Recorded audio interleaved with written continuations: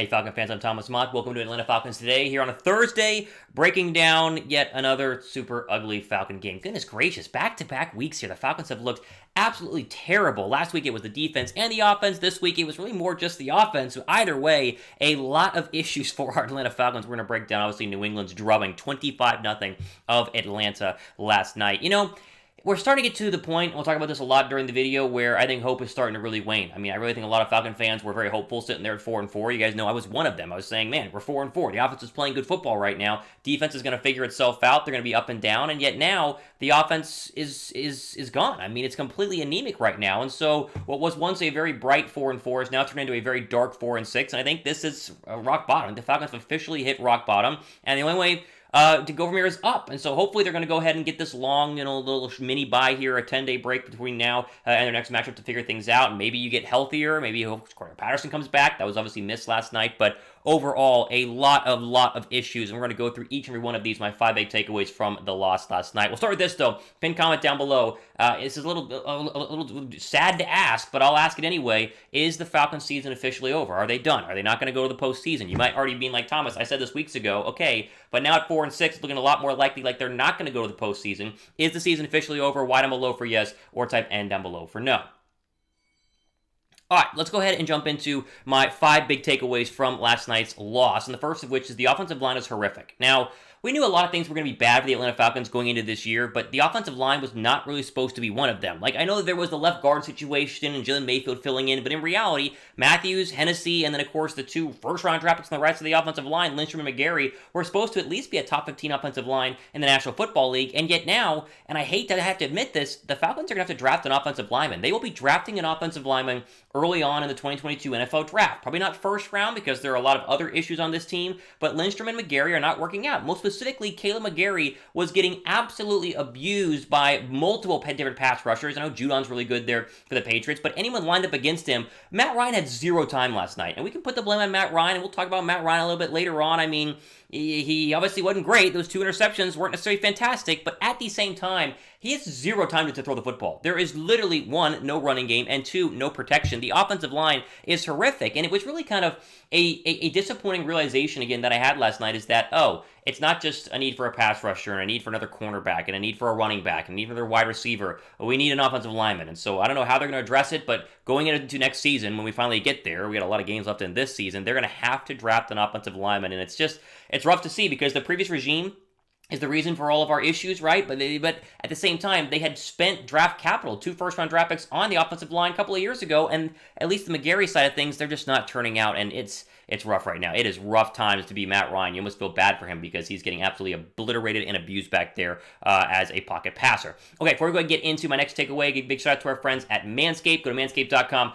Use promo code FALCONS to get 20% off your first order plus free shipping. And they now have the Lawnmower 4.0 with their advanced skin-safe technology, meaning you're not going to get nicked or cut at all as you go ahead and groom yourself down there. It's the most, in my opinion, impressive trimmer I have ever used. It's also waterproof. You can use it in the shower where it's all clean and nice and right down the drain. Absolutely fantastic product. Link is down below right now in the description box. Again, manscaped.com. Use that promo code FALCONS is the place to go ahead and go to get the free shipping plus 20% off your first order.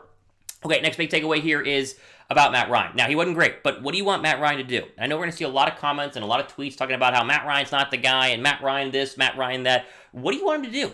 Like, Matt Ryan has no running game. He has literally no wide receivers. We'll talk about that because Calvin Ridley is out. Cordarrelle Patterson is out. They're doubling Kyle Pitts. I mean, what do you want him to do? He is playing right now with arguably the worst supporting cast in the National Football League. If it's not the worst, because there are worse football teams, it's at least top 5 worst in the National Football League. He's been able to overcome that at times. Again, the Saints win was just 2 weeks ago, or really 3 weeks ago now, where he was able to go ahead and go into New Orleans and really dominate a very good Saints defense, but he has no help, and the offensive line issues are a main reason why I just don't know if we can sit here and fully put the blame on Matt Ryan. Like, until you would be... Unless you had Kyler Murray running around back there, that way you had a little bit more mobility, it might fix some things. But I saw people on Twitter saying, Justin Fields would have solved this issue. No, he wouldn't have. Justin Fields would have been running for his life. Did you not see Justin Fields a couple of weeks ago when the Bears gave up 9 sacks of Justin Fields? Like, mobility does not guarantee no sacks. It guarantees more playmaking ability, potentially with your legs. But this is not a Matt Ryan is not mobile enough issue. It's a Matt Ryan has literally zero help right now. And so I'm not going to sit here and blame him, even though he still has his issues. I mean, the interception interceptions are definitely there. A couple of throws are missed, but if you actually go back and watch the film, and I encourage you guys to do it, it's right there on YouTube, and just watch the entire highlights. Count how many seconds Matt Ryan has on any given passing down, and it's like 2 at the most. Oh my gosh, it's rough. It is absolutely brutal. Now, I see the offensive line is one of the main issues right now in Atlanta, along with the lack of running game, but who do you guys think is to blame for the Falcons' offensive issues? Go down below in the comment section and let me know right now. Okay, we have to give at least one positive here, and it's that I think the defense played well.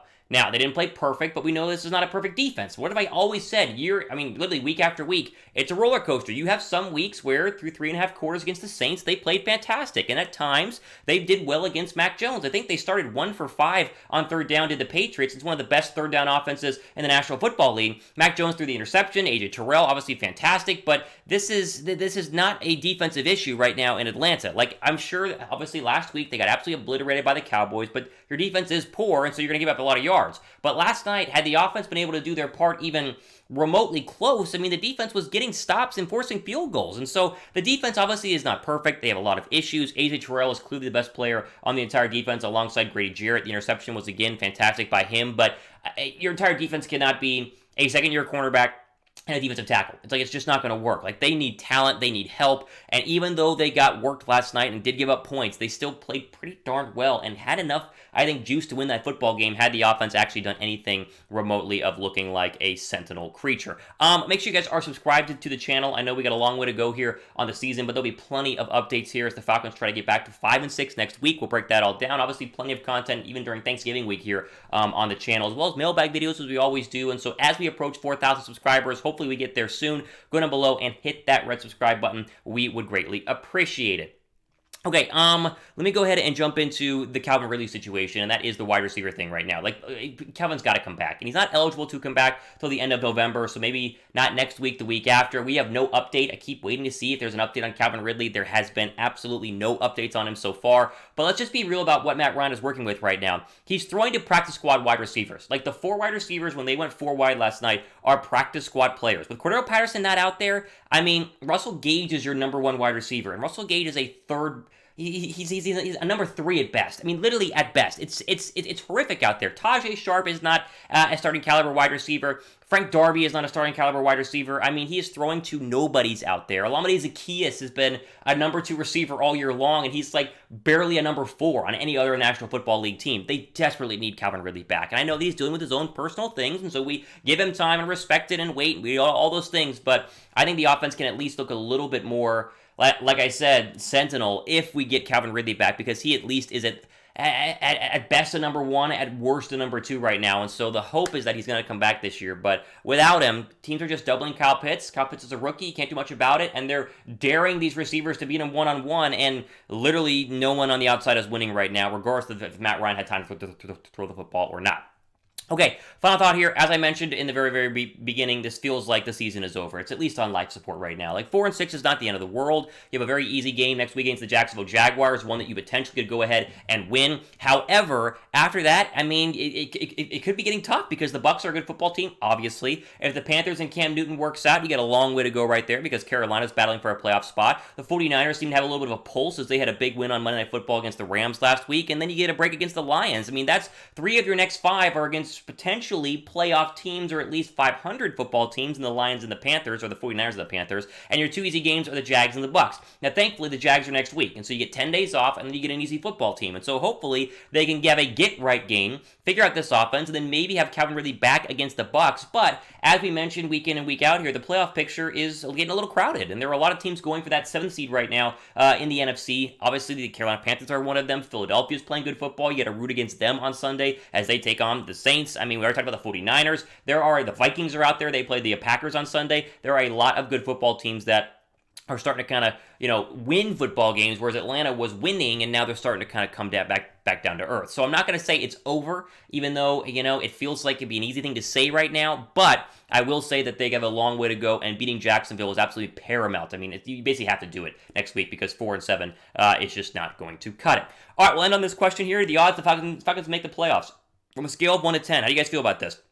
10 being like you're guaranteeing they're going to make the playoffs, which is a bold thing to do. I'm not going to do that. 1 meaning like they're not going to do it at all. I'm sitting at a steady 5 right now, maybe a 50% chance, maybe a little bit lower, like a 4. Give me your thoughts down below right now in the comments section.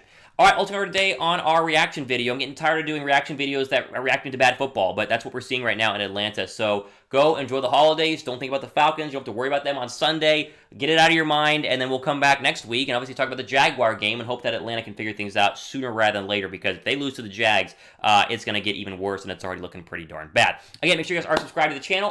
For Atlanta Falcons Today, I'm Thomas Mott, signing off for the rest of your day.